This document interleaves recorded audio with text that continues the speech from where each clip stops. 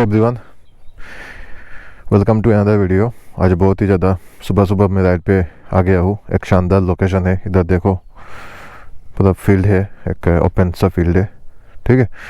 और आज का वीडियो में ना मैं क्विकली डिस्कस करूँगा कि बाइक अगर आपने परचेस करने की सोच रहे हो ना, एंड आपका पहला बाइक है, एंड क्या क्या डॉक्यूमेंट के रिक्वायरमेंट है ना, what document you need to own a bike, ठीक है। तो मेरे को इतना ज़्यादा आइडिया नहीं था कि क्या क्या डॉक्यूमेंट चाहिए टू ओन ए बाइक। जब आप बाइक परचेस करोगे ना, तो आपको जो शोरूम वाले हैं आपको एक डॉक्यूमेंट देगा, वो है आरसी बोलते हैं इसके, रजिस्ट्रेशन सर्टिफिकेट। इसी में आपका जो ओनरशिप है ना, किसका मोटरसाइकिल है, मोटरसाइकिल का इंजन नंबर, चेसिस नंबर। अगर आपका बाइक चोरी हो जाए ना, तो आरसी देख के पुलिस वाले आपका बाइक को लोकेट कर सकते हैं, ठीक है। So RC is very much required, ठीक है, if your bike has been stolen, ठीक है। बाइक अगर चोरी हो गया है तो आरसी देख के आपका मोटरसाइकिल पुलिस खोज के निकाल सकता है।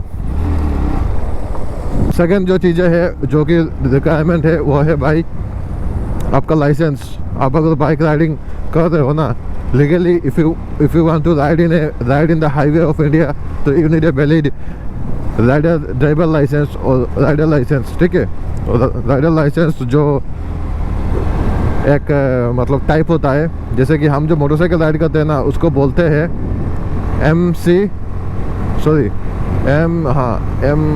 MCWG, ठीक है, मोटरसाइकिल विद गियर। आपका लाइसेंस में लिखा होगा कि कौन सा टाइप का आपका व्हीकल है। टू व्हीलर विद गियर हो तो मोटरसाइकिल विद गियर, ठीक है। और आप स्कूटी का लाइसेंस निकालना चाहते हो तो उसका है मोटरसाइकिल विदाउट गियर, कुछ ऐसा कुछ है, ठीक है।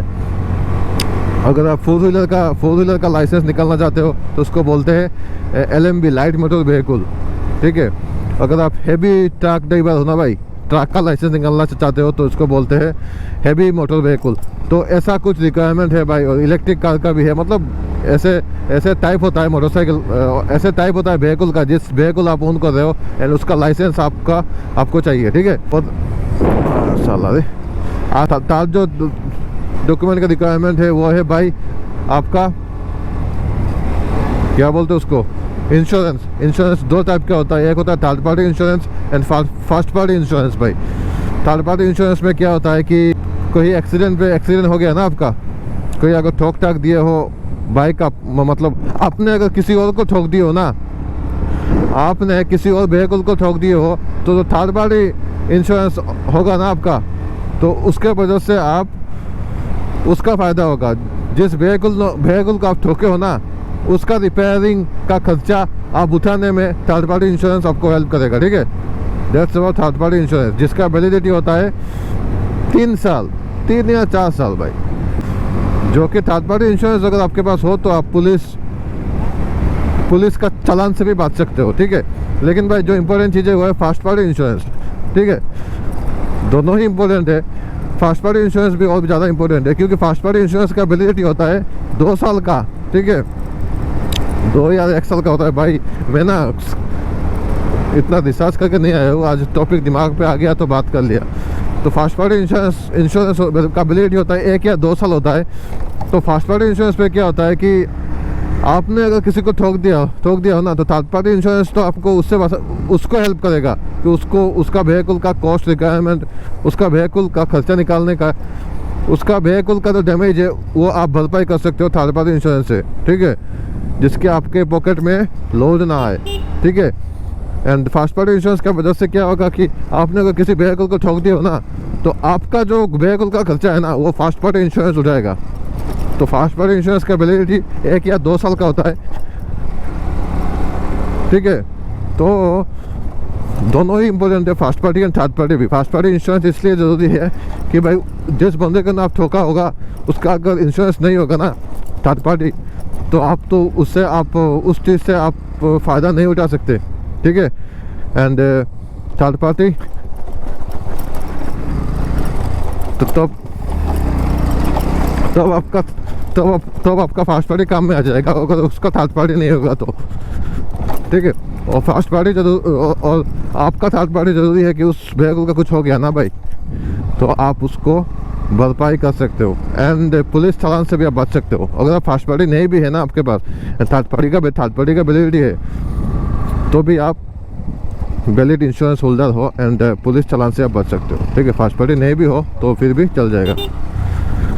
फिटनेस तो आपका व्हीकल के साथ ही आ जाएगा आपका। जब आप बाइक का जो ऑन रोड कॉस्ट निकलेगा ना आरटीओ रोड टैक्स के साथ साथ, उससे आप फिटनेस भी निकाल सकते हो। फिटनेस होता है 15 साल के लिए एक मोटरसाइकिल का, ठीक है। तो फिटनेस तो जानना ज़रूरी है, बाकी इतना भी इम्पोर्टेंट नहीं है क्योंकि ये 15 साल तो बहुत दिन होता है ना, तो दैट्स वाई, ठीक है। तो फिटनेस हो गया। और एक डॉक्यूमेंट जो जिसका रिक्वायरमेंट है भाई, वो है कि pollution, PUC, pollution under control certificate. बाकी हमारे इधर जो पोल्यूशन अंडर कंट्रोल सर्टिफिकेट मिलता है ना भाई,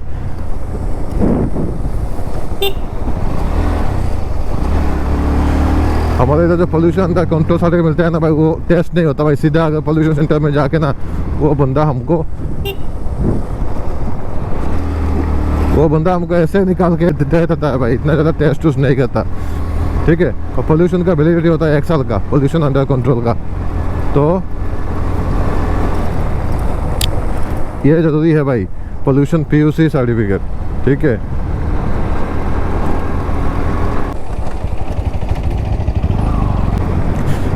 दैट्स अबाउट कि क्या क्या डॉक्यूमेंट का रिक्वायरमेंट है अगर आप बाइक को ऑन कर रहे हो ना। तो ये सब चीज़ें भाई, मैं जब बाइक परचेस किया ना तब इतना आइडिया नहीं था कि क्या क्या डॉक्यूमेंट का रिक्वायरमेंट है, ये वो भाई बहुत सारी चीज़ें, ठीक है। तो ये एक इम्पोर्टेंट चीज़ें है ना। तो दिस आर द इन्फॉर्मेशन भाई। बहुत सारे बंदे बाइक खरीद लेते हैं, बाकी भाई इन्फॉर्मेशन के बारे में नहीं जानते, तो भाई दिक्कत होता है, ठीक है।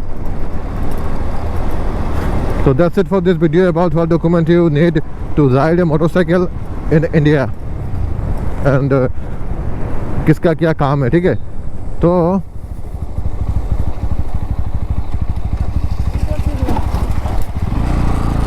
that's it for this video for today. I'll see you in some other video. तब तक के लिए बाय बाय।